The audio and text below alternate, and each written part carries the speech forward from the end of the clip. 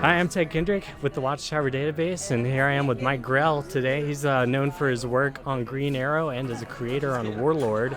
We're here to talk about the episode of Justice League Unlimited. It's Chaos in the Earth's Core, and it featured Warlord in the DC animated universe. How do you feel about your character's adaptation to animation? I liked it a lot. I thought they did a really good job of it. The only criticism I had, they tried to cram everything in 1.5 hour episode. Travis Morgan's the main character. He's your fighter pilot who's drawn to this sort of hollow Earth. In the original series, are they as high-tech, sort of a balance between that and fantasy?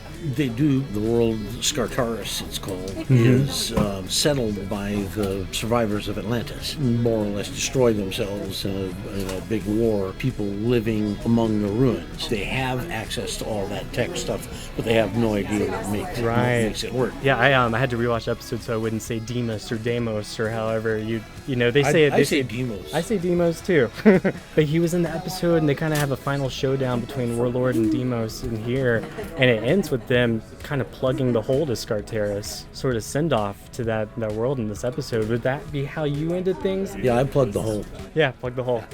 In the episode, there were characters like Supergirl and Green Lantern who were in there, and they kind of had some minor level villains like Metallo and Silver Banshee. But we had little appearances from Jennifer Morgan and Makist, who Makist was voiced by Phil Lamar, the same guy who did the Green Lantern in the Justice League. Really? So that's kind of fun. Yeah, so there was some really talented voice actors who did the work on your characters. Was it kind of fun to, I mean, maybe you didn't know that till now, but no, I to hear did them, not know that. Yeah. I had no idea. They had like maybe 1 or 2 lines, but still, you know, we get to see those characters actualized. It's really fun. Mariah Romanova, she was in the background of maybe, but I kind of had a feeling she was a more important character in your line. Run. Yeah. She's the first outsider other than Morgan to show up at the center of the being pretty sweet on him, but when they finally meet up with Tara, there's some tension. I'm sure. They did an event about 2 years ago called Convergence, where Deimos ended up being sort of a main villain. That's what I heard. Yeah. So it's always fun to see those characters keep popping up. Yeah. I also noticed how Warlord has a really similar goatee to how you draw Lover Queen. Oh yeah, there's a whole story behind that. Love to hear it. When I was writing Green Arrow, Dan Jurgens was drawing it. Dan wants to do a crossover story with the Warlord, and I went, oh no way. No, wait a minute, hear me out. It's all predicated on the well-known fact that you only know how to draw one face. And I laughed my butt off and went, oh, okay. And it actually turned out to be a lot of fun. Ollie and Dina are getting it on one night, and there's this pounding on the door. Ollie finally gets out of bed, goes down, opens the door. There stands Travis Morgan. And he goes, hey, you look just like me. And Morgan says, yeah, that's what I keep hearing. He's only been in town for about 3 days, and everybody's been trying to kill him. He says, whatever you're doing to piss people off, cut it out. He knocks him on his ass. Nice. I had been trying to break into comic strips.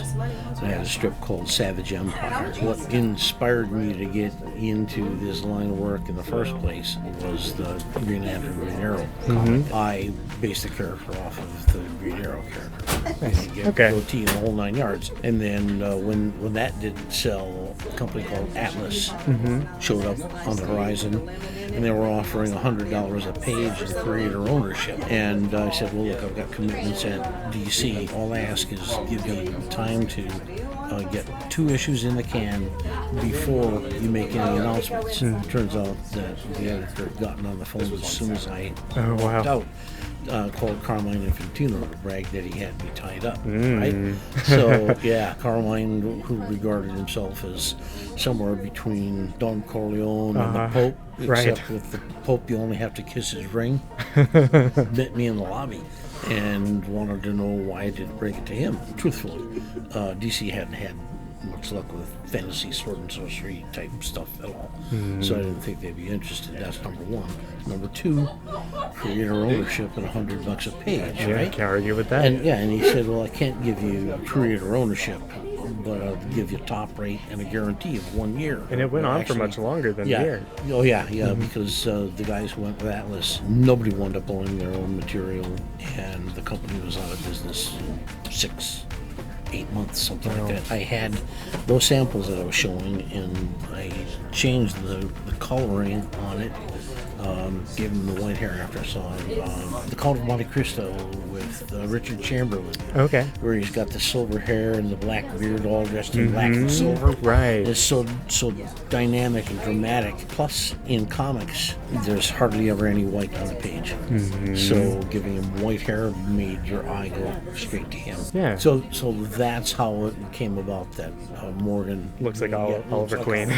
Yeah. Was there ever any pressure from DC to integrate it more with their universe? Because what I thought was really interesting in the show is there's the Great Rock, which we learn is a piece of kryptonite. That was something in the episode that I kind of imagined that probably wasn't in your run. Julie Schwartz and Elliot Magan were having a conversation one day, and Elliot said, so if Superman has already drilled through the center of the Earth and come out the other side, where is it? And Julie said, look, we've got Earth 1, Earth 2, Earth Prime, and Earth Grell. And Elliot said, what's on Earth Grell? And Julie said, him. Nice.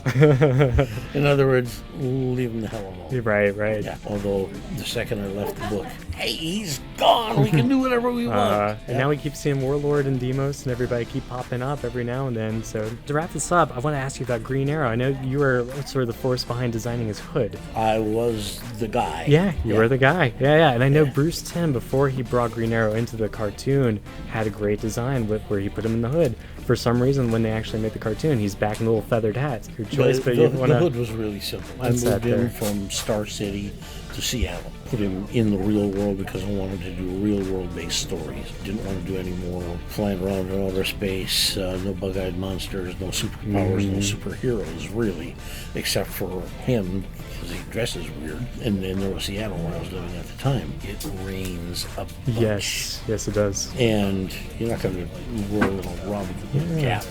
You're going to wear something more substantial, so I put the hood on him. I gave him long sleeves and proper trousers. For sure. And I've noticed that even now, and whenever people kind of try to reinvent Green Arrow, like for the new 52, they gave him his hood back, and they put him in Seattle, which seems like a callback to what you did, too. There you go. Yeah. The show Arrow did a lot to honor your work on the character, putting him in the hood, calling him the Hood for a while. I hear that Season 6 is going to integrate the Longbow Hunters. That's what I heard. Yeah, that's exciting. And Steven said he's going to wear the goatee. Nice. Oh, that's even better.